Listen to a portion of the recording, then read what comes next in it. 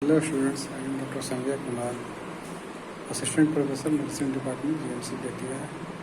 I have already discussed in previous video acute rheumatic fever. Now today's topic is rabies.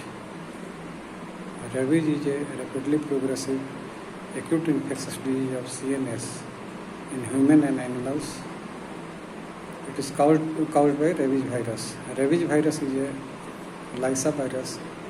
It is a bullet-shaped neurotropic RNA containing virus. It is member of family Rhabdoviridae. It is zoonotic infection transmitted to human by bite of infected animals. Now the incubation period of rabies is 20 to 90 days. In rare cases, it is few days to more than 1 year. Now the pathogenesis of rabies, the virus is inoculated at the site of bite, then it spread centripetally along the peripheral nerve to CNS. Once virus enters the CNS, it rapidly disseminates to other region of CNS. In CNS, neurons are predominantly affected, and astrocytes affection are unusual. From CNS, it spread centrifugally along the sensory nerve and autonomic nerve to other tissues, including salivary gland, heart, adrenal gland, and skin.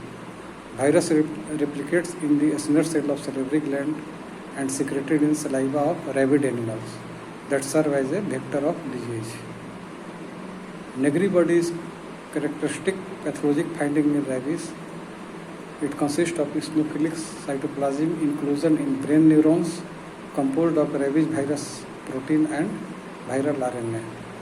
It is commonly found in Purkinje cell of cerebellum and hippocampus. It is less frequently found in cortex and brainstem neurons. Now the clinical feature of rabies. The clinical feature of rabies divided into two stages, prodromal stage and acute neurologic disease.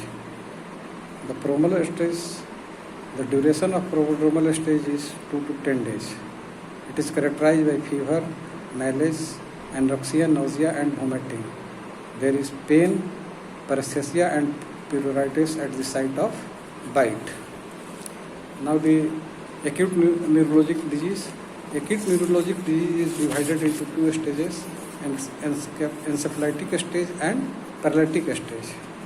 Encephalitic stage, it is found in 80% of cases. The duration of encephalitic stage is 2 to 7 days. It is characterized by fever, confusion, hallucination, seizure.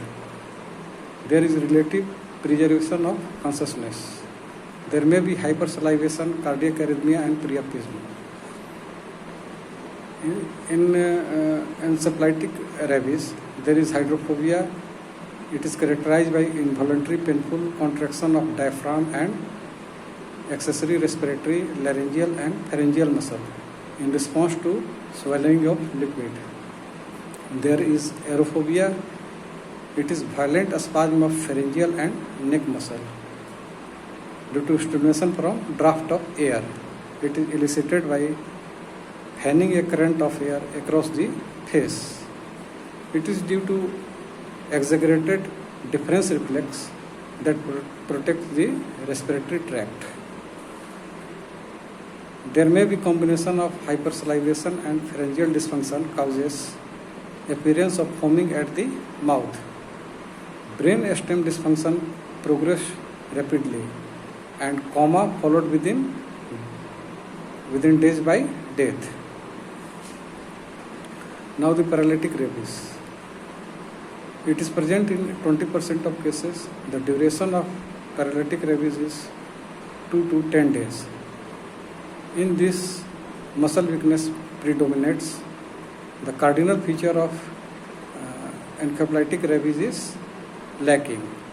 There is flaccid muscle weakness, often beginning in the bitten extremity and spreading to produce quadriparesis and facial weakness.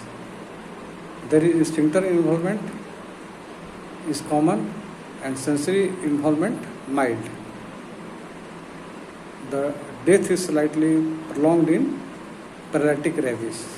Now the diagnosis of rabies. It is usually based on clinical symptom. Once suspected rabies, a specific laboratory test performed. Diagnostically useful specimen for laboratory test are serum, CSF, fresh saliva, skin biopsy. Skin biopsy demonstrates rabies virus antigen in cutaneous nerve at the base of hair follicle. So samples are taken from hairy skin, usually nape of the neck. Now the laboratory test for rabies. First laboratory test is rabies virus specific antibody. In unimmunized patient, the detection of antibody in serum is diagnostic. Second laboratory test is reverse transcriptase PCR amplification. It is highly sensitive and specific. It detects virus in saliva, CSF, brain and skin biopsy. Third laboratory test is direct fluorescent antibody test. It is performed on skin biopsy and brain tissue. Now the differential diagnosis of rabies. Without history of animal bite, it is difficult to diagnose rabies. The differential diagnosis include GV syndrome, post-infection encephalitis like measles, mumps, influenza. Now the treatment of rabies. There is no established treatment of rabies. Prognosis, it is almost fatal disease. There are only 7 survivors which have already received anti-rabies vaccine. Now the prevention of rabies. The prevention is done by first post-exposure prophylaxis, second pre-exposure prophylaxis, third post-exposure treatment of person who have been vaccinated previously. The aim of post-exposure prophylaxis is to neutralize the inoculated virus before it enters the nervous system. Now there is algorithm of post-exposure prophylaxis which I show in video. Now the local wound care. Local wound and scratches washed thoroughly with soap and water and devitalized tissue debrided. Tetanus prophylaxis and antibiotic given. Chemical treatment of wound and scratches are with alcohol and aqueous solution of iodine and povidone iodine. All unvaccinated person passively immunized with human rabies immunoglobulin immediately. The human rabies immunoglobulin should not be given later than 7 days after the first vaccine dose, because after day 7 endogenous antibodies are being produced and passive immunization may actually be counterproductive. The dose of rabies immunoglobulin is 20 international unit per kg, which is infiltrated at the site of bite. If the immunoglobulin remained after giving at the site of bite, then it should be administered IM at distant site. If bite is multiple site, then the immunoglobulin is diluted and infiltrate all the wound site. If there is exposure of mucous membrane, then entire dose of immunoglobulin given IM. Immunoglobulin and vaccine should never be administered same site or with same syringe. Rabies vaccine given in deltoid area in adult and anterolateral aspect of thigh in children on day 0, 3, 7, 14 and 28 days. After vaccination, there may be local reaction or systemic reaction, which include pain, erythema, edema, pruritus, fever, myalgia, headache, and nausea.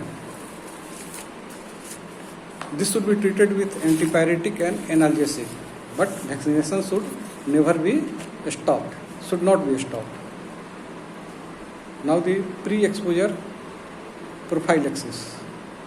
For people with an occupational or recreational risk for rabies exposure, this consists of 3 doses of rabies vaccine on 0, 7 and 21 or 28 days.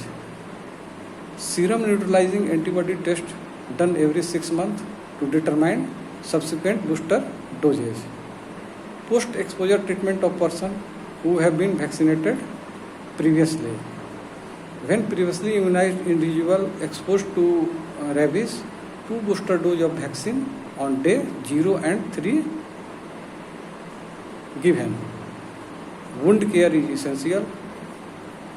Rabies immunoglobulin should not be administered to previously vaccinated person. If human rabies immunoglobulin unavailable, then purified equine rabies immunoglobulin used in same manner, but dose is 40 international unit per kg. Before administration of equine immunoglobulin, hypersensitivity test should be done intradermally with 1:10 dilution. One point should be noted, ingestion of raw meat or other tissue from animal infected with rabies is not a source of human infection. Now the treatment of rabies, if a patient developed rabies, then patient should isolated in quiet room to protect from external stimuli like noise, bright light, cold drafts. To relieve pain and anxiety by mild sedative and by morphine in dosage of 30 to 45 milligram, we should be given repeatedly to and ensure hydration and diuresis. Intensive therapy in the form of respiratory and cardiac support. Now the algorithm of post-exposure prophylaxis.